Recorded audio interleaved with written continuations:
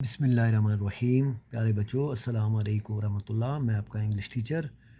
प्यारे बच्चों, जैसे कि आप जानते हैं कि हम क्लास सिक्स्थ चैप्टर 2 इंग्लिश का जो है वो है हु डिड पैट्रिक्स होमवर्क, इसका हमने एक टॉपिक पढ़ा है। आज हम इसका लास्ट टॉपिक पढ़ने जा रहे हैं। तो बच्चों, अपनी किताब निकालिए और पेज नंबर 14 पे जाइए। The little man's face wrinkled like a dishcloth thrown in the hamper. He kicked his legs and doubled his fists, and he grimaced and scowled and pursed his lips. Oh, am I cursed? But I will do it. बच्चों, इस छोटे से आदमी का चेहरा ऐसा हो गया जिस तरह से बर्तन साफ़ करने से कपड़ा सुकड़ जाता है और फिर बर्तन साफ़ करने के बाद उस कपड़े को बाल्टी में फेंका जाता है। मतलब ये कि उस छोटे आदमी को गुस्सा आता है। वो अपनी टांगों से किक करता है, लात मारता है और अपनी मुट्ठी बंद करता है और वो अपने चेहरे को बनाता है, यानी एक तरीके से यानी कि एक तरह से अपना गुस्सा ज़ाहिर करता है और आईब्रोज़ को स्कोल्ड यानी टाइट करता है और अपनी होंठों को सिकुड़ देता है। ओह, क्या ये मेरे लिए एक किस्म की बद्दुआ है? मगर मैं आपका काम करूँगा। यानी पैट्रिक ने उस छोटे आदमी को कहा था, मैं एक सूरत में आपको बिल्ली से बचाऊँगा अगर आप मेरा होमवर्क करोगे। And true to his word, the little elf begin to do Patrick's homework, except there was one glitch. The elf didn't always know what to do and he needed help. Help me, help me, he would say, and Patrick would have to help in whatever way. और इसके लफ्ज़ के मुताबिक यानी अपने वादे के मुताबिक ये छोटा सा एल्फ बूथ किस्म का आदमी पैट्रिक का होमवर्क करना शुरू करता है। एल्फ में एक गड़बड़ थी, एक खराबी थी। वो ये थी कि एल्फ को ये पता नहीं था कि क्या करना है और उसे मदद की ज़रूरत है। हेल्प मी, मेरी मदद करो, मेरी मदद करो।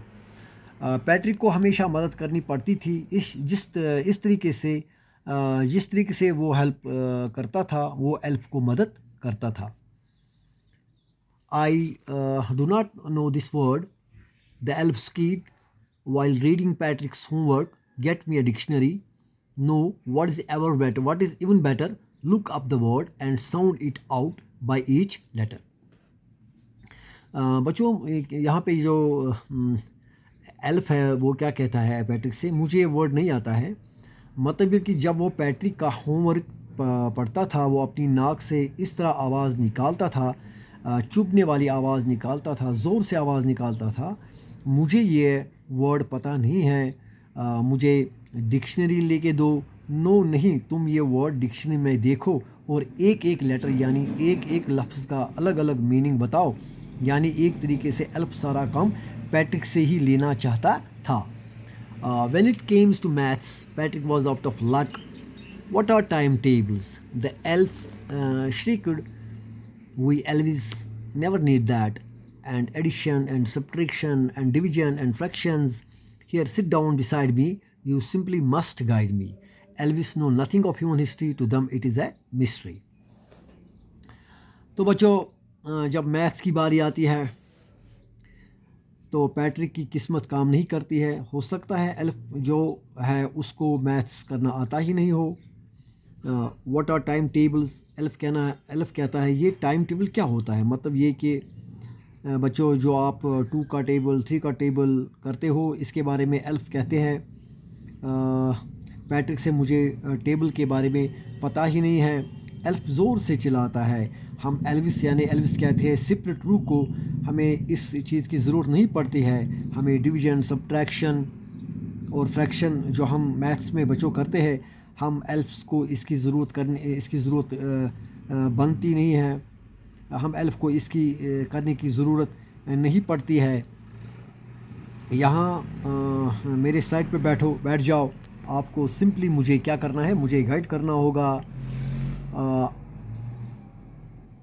आपको मुझे बताना होगा कि क्या करना है।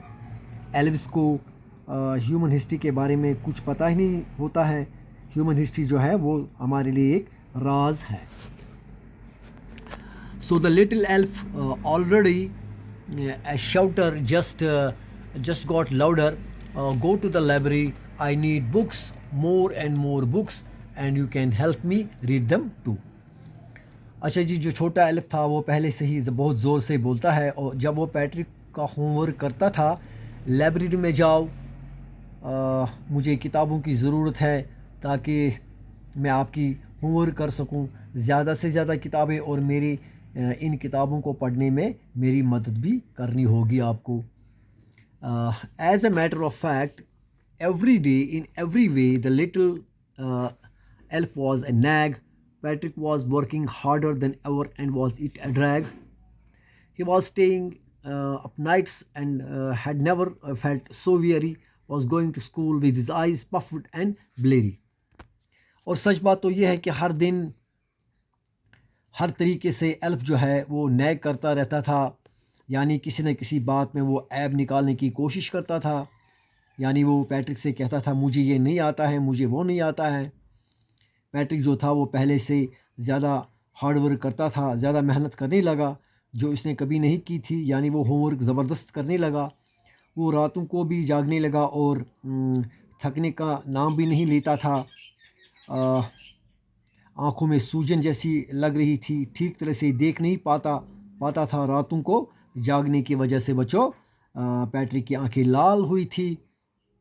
Finally, the last day of the school arrived and the elf was free to go. As for homework, there was no more, so he quietly and slowly slipped out the back door. तो बच्चों आखिरकार school का जो आखिरी दिन था, elf अब जाने के लिए आज़ाद था क्योंकि होमवर्क कंप्लीट हो चुका था. अब कुछ होमवर्क बचा ही नहीं था. एल्फ जो है वो चुपचाप पिछले दरवाजे से चला जाता है. Patrick got his age, his classmates were amazed, his teachers smiled and were full of praise, and his parents they wondered what had happened to Patrick. He was now the model kid, cleaned his room, did his chores, was cheerful, never rude, like he had developed a whole new attitude. तो बच्चों Patrick जो है उसको A grade मिल जाता है, और इसके classmates जो है वो हैरान हो जाते हैं.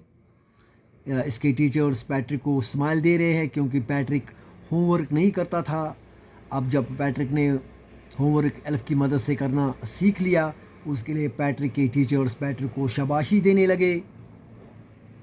पैट्रिक तारीफ़ों के काबिल बन गया, यानी सभी टीचर्स और उसके क्लास के दोस्तों ने पैट्रिक की तारीफ़ करने लगे क्योंकि अब पैट्रिक पहले की तरह नहीं रहा. वो अब अपना होमवर्क करने लगा, और उसके माँ बाप भी हैरान हो गए कि पैट्रिक में ये तब्दीली कैसे आ गई, पैट्रिक को हुआ क्या है. अब तो वो रोल मॉडल बन गया उन बच्चों के लिए भी जो होमवर्क नहीं करते थे.